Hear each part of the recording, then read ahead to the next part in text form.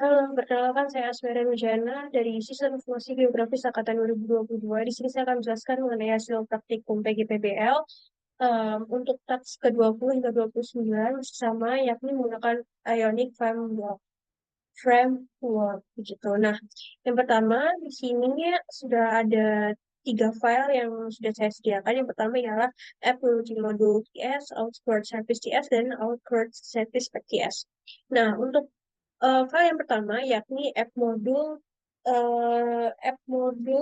maksud saya app floating module TS itu merupakan em, sintaks atau file yang berisi mengenai konfigurasi routing untuk aplikasi Angular berupa Ionic Framework itu, atau bisa disebut aplikasi yang dibuat ialah Recyclica gitu. Nah, di dalam file tersebut itu menggunakan sintaks Angular routing berupa router modul dan juga preload all modules begitu. Di mana kemudian yang kedua di situ juga berfungsi sebagai rute aplikasi, di mana di situ ada beberapa rute yang didefinisikan menggunakan properti path seperti ini: path loader, path login. Itu merupakan rute dari aplikasi untuk menampilkan halaman untuk loader, halaman untuk login, register, home, pickup call, dan lain sebagainya begitu. Kemudian ada juga di situ guard atau proteksi rute em, s- dari beberapa tools seperti home, backup call begitu. Nah, out guard itu berfungsi untuk mencegah akses ke rute tersebut jika pengguna tidak memenuhi syarat, misalnya belum login gitu. Kemudian di situ juga ada preload all modules, di mana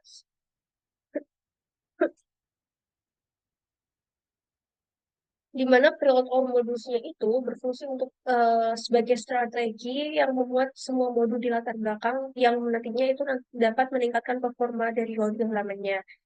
Jadi secara garis besar file ini nantinya itu berfungsi atau bertanggung jawab untuk mengelola navigasi dalam aplikasi Angular atau Ionic framework itu. Nah, yang kedua di sini ada file mengenai outward service TS.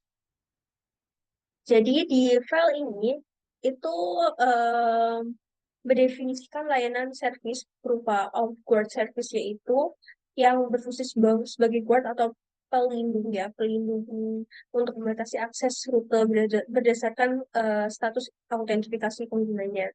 Nah, di situ kita mengimport beberapa modul, kemudian di situ ada layanan guard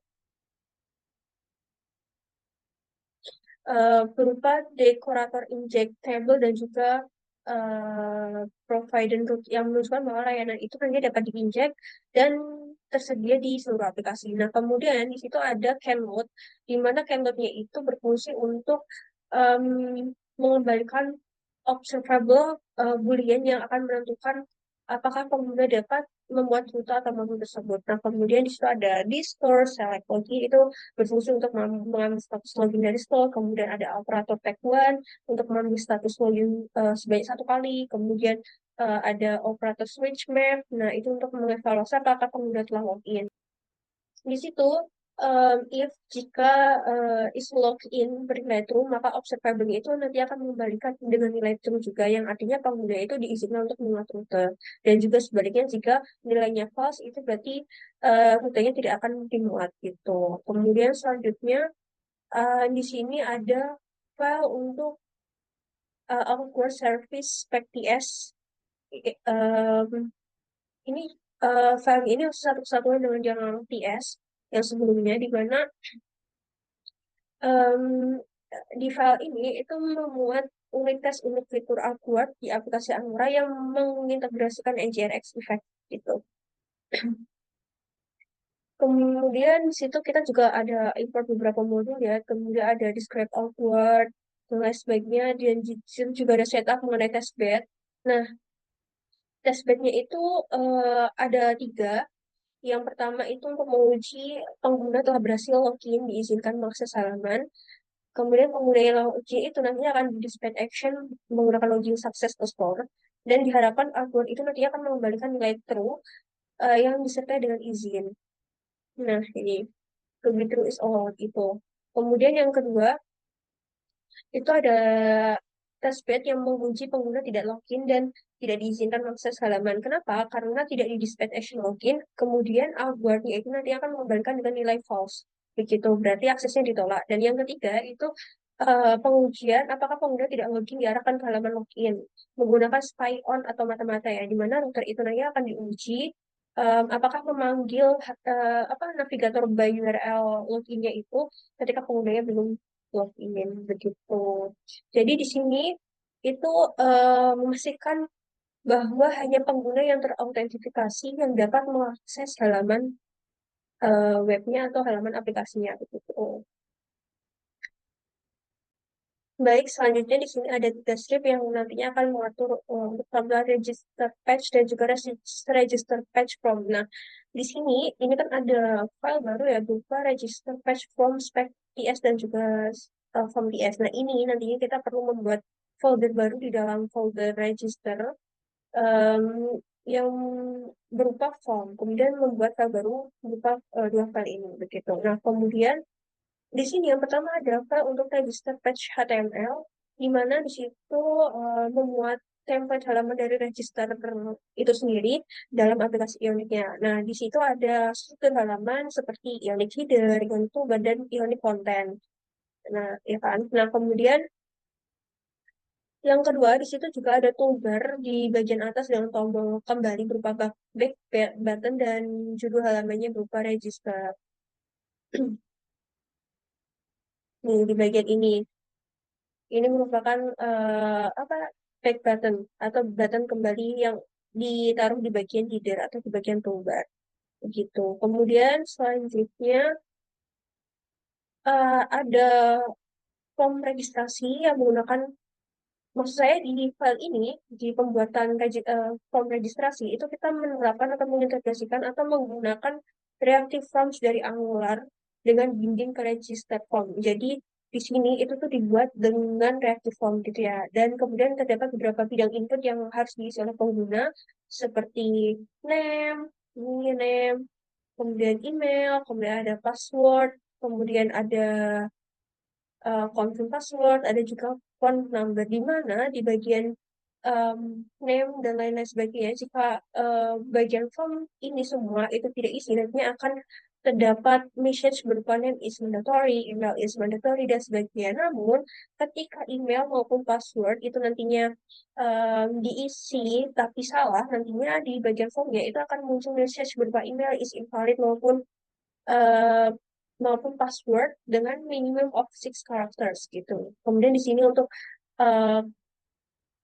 apa confirm passwordnya nanti ada message berupa password and repeat password are different gitu. Kemudian ada phone number.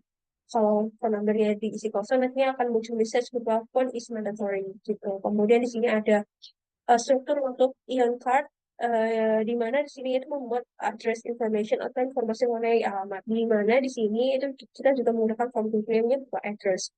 Kemudian di sini ada beberapa item yang dibuat di address information seperti address, number, neighborhood, complement, zip code, state, city, gitu.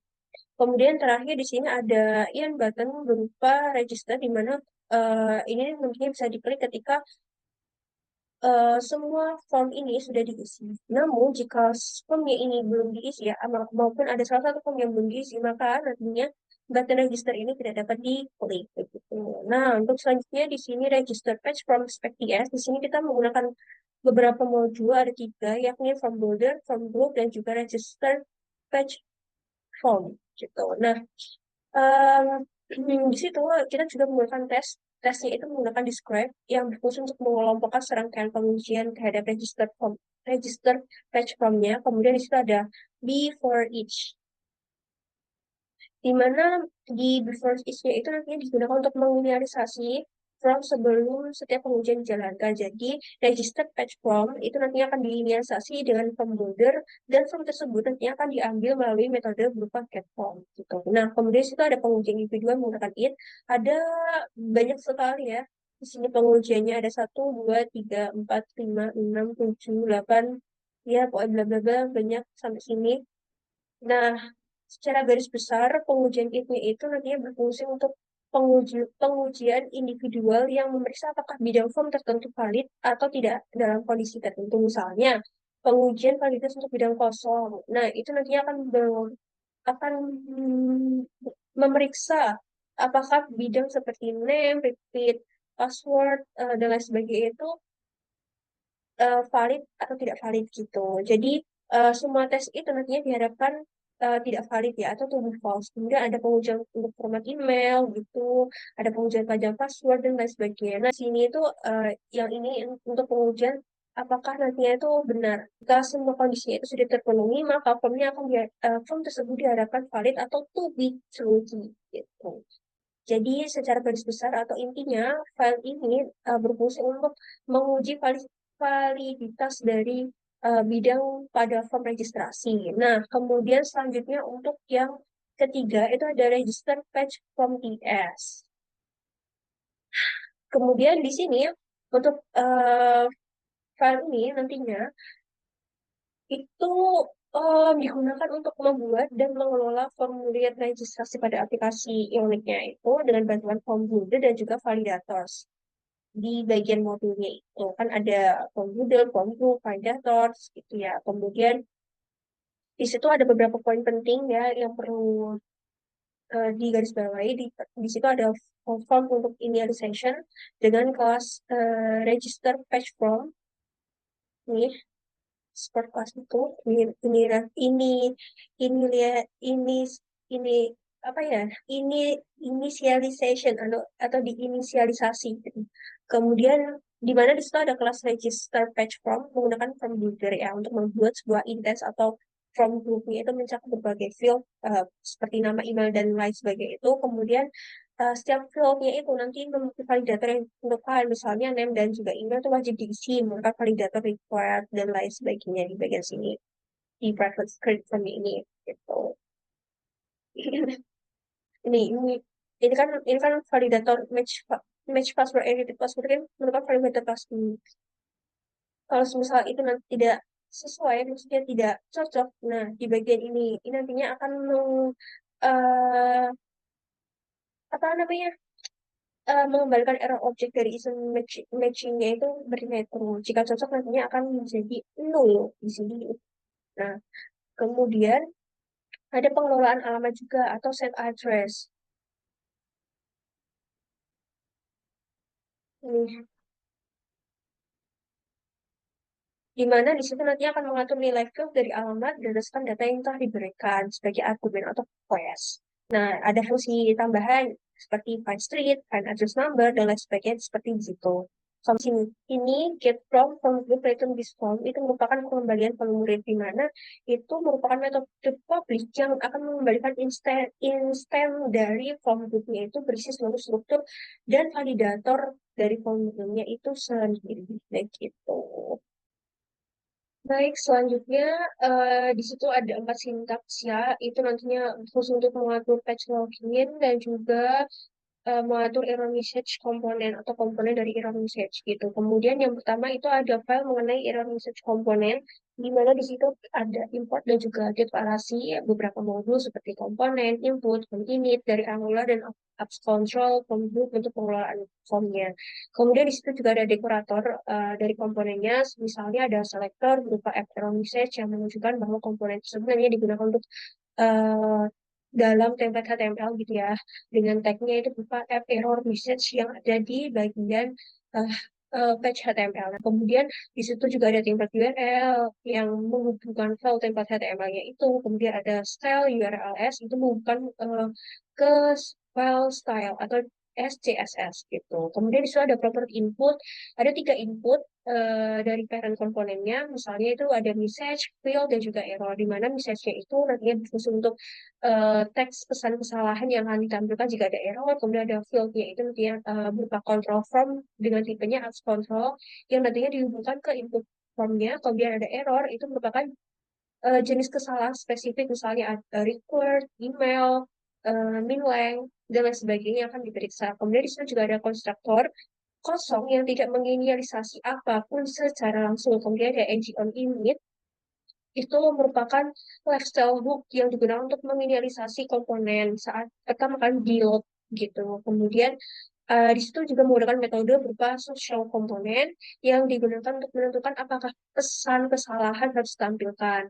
Itu ada kriterianya ya, misalnya control from terkait fieldnya itu sudah pernah disentuh oleh pengguna, touch, diklik gitu, atau terdapat kesalahan pada input yang sesuai dengan jenis kesalahan yang ditentukan atau error gitu. Nah, kemudian yang kedua ini F modus, TS. Nah, di sini itu berfungsi sebagai apa sih? Berfungsi untuk mendeklarasikan modul-modul yang digunakan. Nah, misalnya di situ ada import modul utama ya dari Aura dan Moni, kemudian ada app specific modul seperti app routing modul, app store modul dan sebagainya.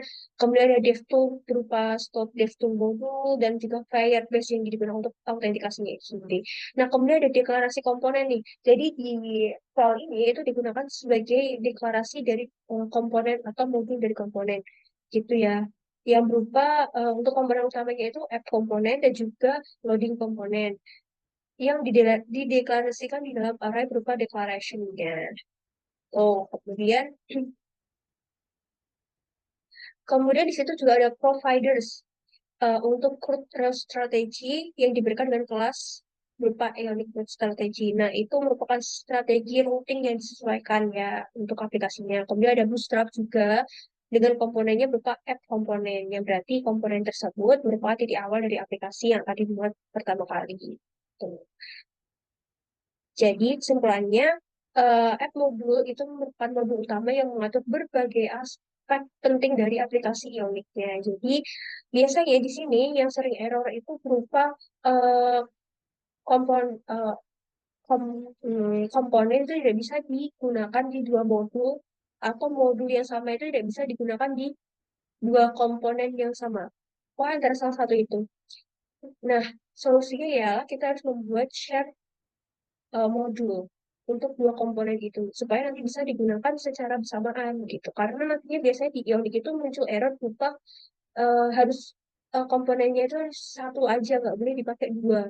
Dua komponen yang sama itu tidak bisa, hanya satu saja gitu. Kemudian selanjutnya di sini ada login modul TS.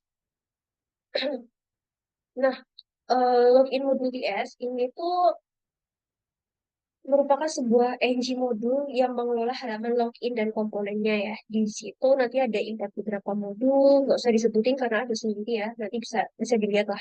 Kemudian di situ ada komponen berupa login page dan juga error message komponen. Nah, login page-nya itu merupakan komponen yang dideklarasikan sebagai komponen utama, sedangkan error message komponennya itu merupakan komponen yang diimport dari luar modul gitu. Nah, berfungsi untuk menampilkan kesalahan pada halaman. Kemudian ada deklarasi modulnya. Nah, modul deklarasi modulnya ini yang saya maksud tadi, karena kan satu komponen, maksudnya dua komponen sama, itu tidak bisa digunakan di dua modul sekaligus. Jadi kita perlu mendeklarasikan modul baru berupa shared modul. Dan shared modulnya itu nanti memuat komponen-komponen tersebut supaya dapat dideklarasikan di modul yang sama gitu. Nih, shared modul ini. Nah, kemudian selanjutnya di sini ada login page TS. Nah, untuk login page TS sendiri itu berfungsi untuk em, apa ya, mengelola status login dan juga pemulihan kata sandi. Jadi di sini itu kita mengintegrasikan dengan NGRX effect gitu. Di sini ada komponen Angularnya berupa login page dengan dekoratornya itu berupa komponen di sini. Dan di sini ada selector, ada template URL, style URL-nya ya, yang menghubungkan ke page-page ini. Kemudian di sini ada export class-nya berupa login page dengan increment-nya berupa onInit dan onDestroy. Juga ada konstruktor private root bla bla bla ini itu merupakan dependency injection ya. Jadi di situ memuat berbagai layanan seperti router, from builder, store, post control, post controller, kemudian ada nav controller gitu. Kemudian di situ juga ada from handling eh, yang menggunakan reactive form. Di sini ada ng on ini dan juga ng on destroy, itu merupakan lifestyle hook yang digunakan dalam login page TS-nya ini, di mana initnya itu ng on it itu berfungsi untuk inisialisasi, sedangkan ng on destroy itu berfungsi untuk membatalkan gitu. Jadi di sini ada tiga action ya. Yang pertama ada forget email password, ada login dan juga register gitu. Kemudian untuk implementasi dari NGRX itu sendiri itu ada di bagian ini. Ini merupakan implementasi dari NGRX efeknya itu sendiri, di mana apa toggle loading itu nanti berfungsi untuk menampilkan loading spinner ketika proses loggingnya itu dilakukan atau kemudian kata sandi gitu ya. Kemudian untuk is login itu berfungsi untuk menavigasi ke halaman beranda, sedangkan on error ini nanti berfungsi untuk menampilkan pesan error, sedangkan login stage-nya itu berfungsi untuk ini inisialisasi dari perubahan yang terjadi gitu.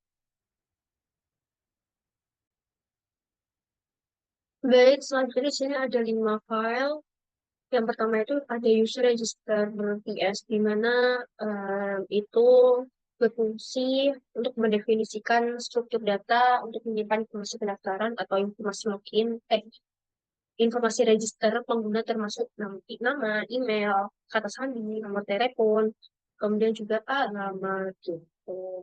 Di situ kita menginputkan statement berupa address dari folder address itu bla bla bla yang nantinya mempresentasikan alamat dalam konteks register untuk pengguna. Kemudian ada deklarasi kelasnya itu um, yang memuat beberapa properti dengan type-nya itu string dan juga address untuk addressnya itu sendiri.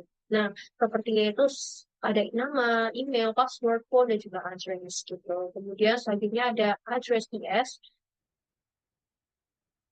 di mana eh, di sini itu menggunakan kelas berupa address yang digunakan untuk menyimpan dan mengelola informasi mengenai alamat. Nah, em, di situ ada beberapa properti yang relevan dengan address itu sendiri, misalnya seperti address, nama, number, complement, neighborhood, zip code, city, dan juga state yang menggunakan type data berupa string.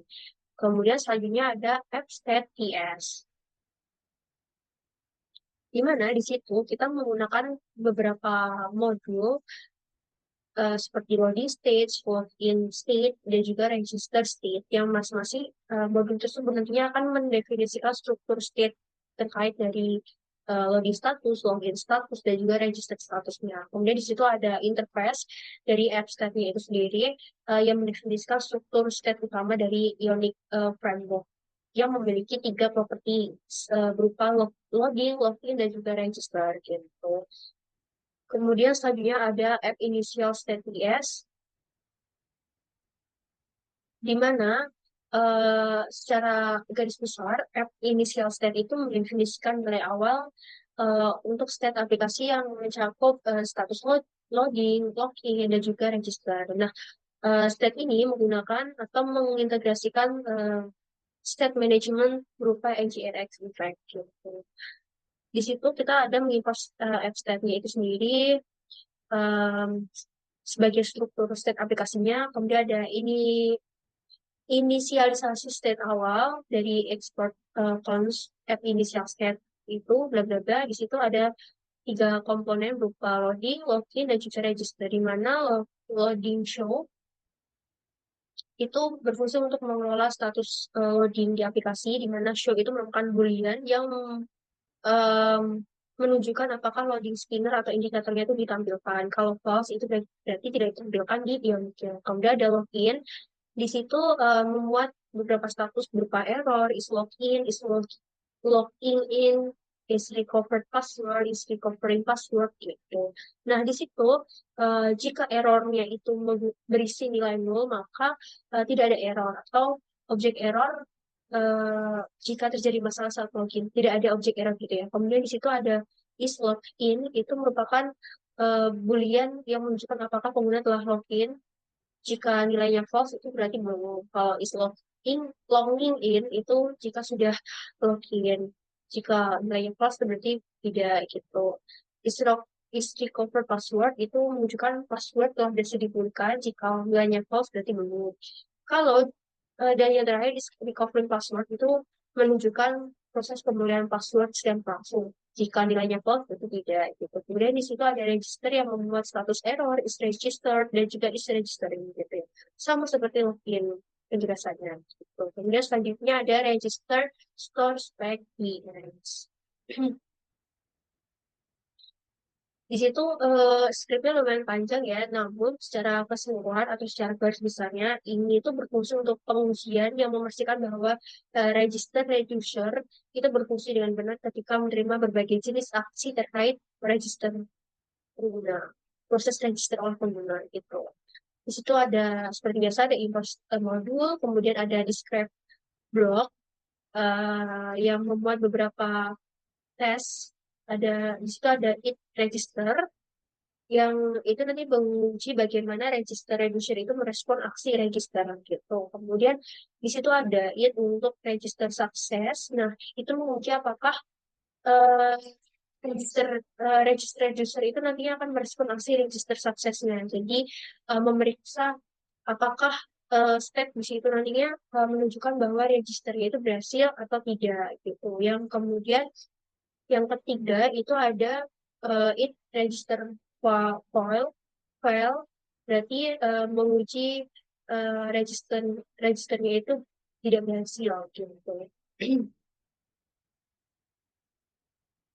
Oke, di sini ada 4 file terakhir. Yeay. Jadi di sini yang pertama itu ada file out service TS ya. Jadi di sini out service-nya itu merupakan service yang nantinya akan menangani operasi autentikasi, misalnya seperti register guna, kemudian ada pemulihan password dan juga login menggunakan Firebase Authentication.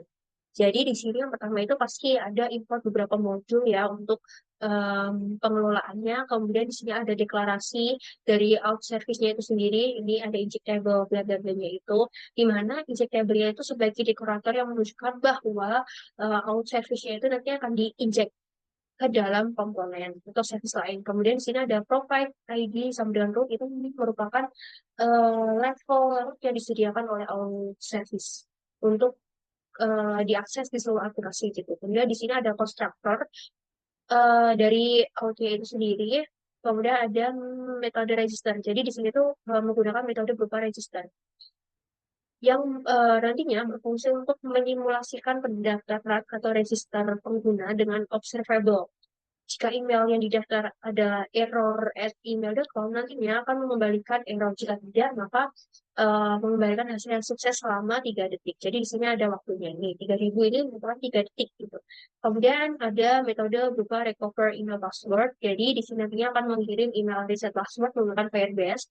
Nah, kemudian akan mengembalikan observable-nya itu yang akan menyelesaikan jika berhasil atau menggunakan error jika gagal gitu. Yang terakhir ada login, metode login. Ini nanti mengatur autentikasi menjadi lokal dan mencoba login dengan email dan password gitu. Jadi di sini nanti observable itu akan dikembalikan dengan memberikan data ke pengguna jika login itu berhasil atau errornya atau error jika login gagal gitu. Kemudian di sini ada register EPTS.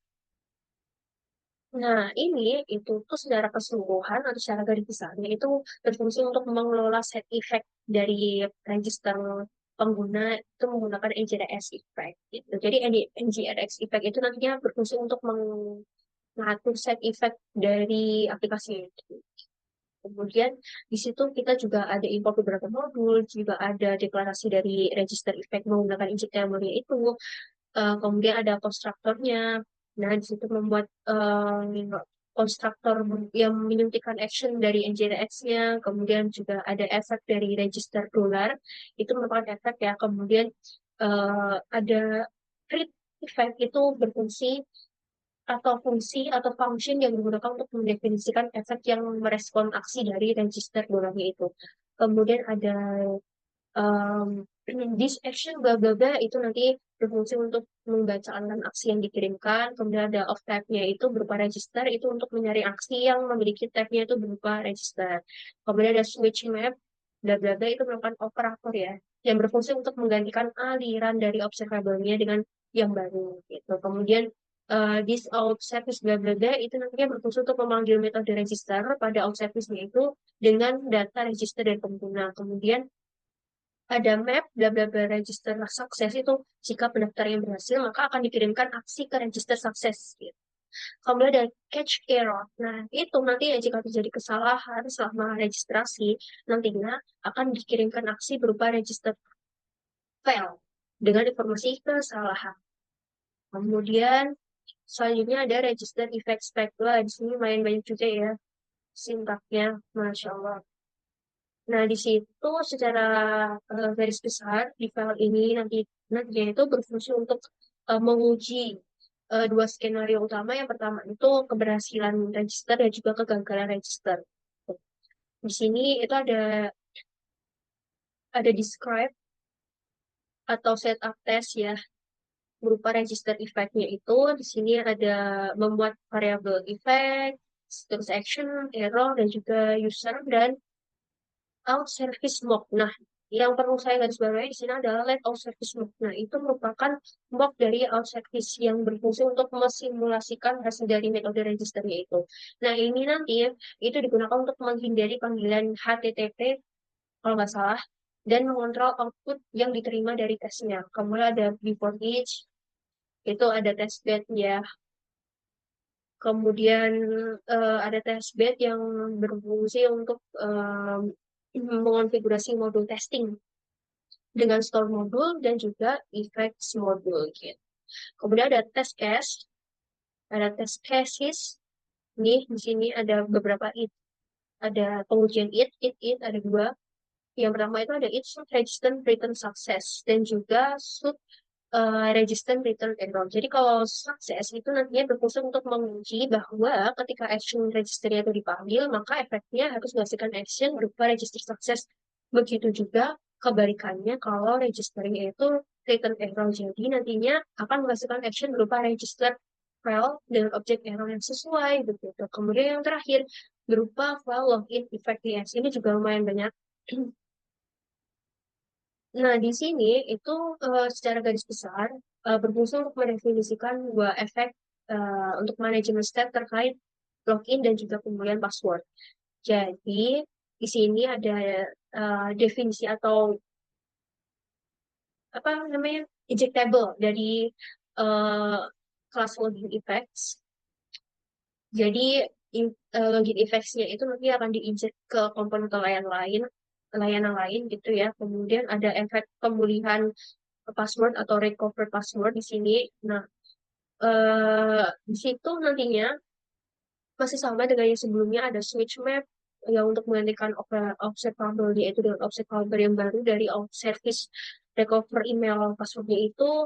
Nah, jika aksi recover pas jika ada aksi recover password dari pengguna, nantinya akan ada proses pemulihan password yang akan dikirimkan melalui email gitu. Nah, kemudian ada map, ada catch error masih sama seperti yang sebelumnya, loginnya itu juga sama, definisinya juga sama. Jadi menangani proses login gitu ya. Gitu. Oke, selanjutnya kita akan mendemonstrasikan hasil dari register page ini di user. Ini dia, ini merupakan tampilan Ionic Apps yang sudah saya apa? Sudah saya persiapkan sebelumnya. Jadi di sini ada email, ada password, ada tiga button berupa forget email password, login, dan juga register. Nah, kalau kemarin kan kita mengelola atau mengembangkan maksudnya login page, nah sekarang ke register page. Nah, di sini ini adalah tampilan dari register page sendiri. Jadi kalau misal ini semua eh, form-formnya itu kosong, nantinya ada tulisan nih, make door is mandatory, state is mandatory, dan sebagainya. Dan email dan passwordnya ini itu secara otomatis akan langsung tertampil ya, karena ini itu sudah berhasil, jadi langsung tertampil. Gitu. Kemudian di sini bisa ditulis A, A, A, A, A, dan misal ada satu yang nggak diisi, nah nantinya di sini nggak bisa diklik gitu. Nah, eh, sebenarnya untuk acara ketiga ini kita juga menggunakan Google Maps API untuk melakukan geocoding atau geocode dari alamat di register page-nya ini. Ini kan ada alamat ya. Nah, kenapa tidak diimplementasikan ke dalam sintaksnya itu karena Google Maps API-nya itu ternyata berbayar. Jadi em, disarankan nggak usah dipakai. Jadi kita stepnya cuma sampai sini saja gitu.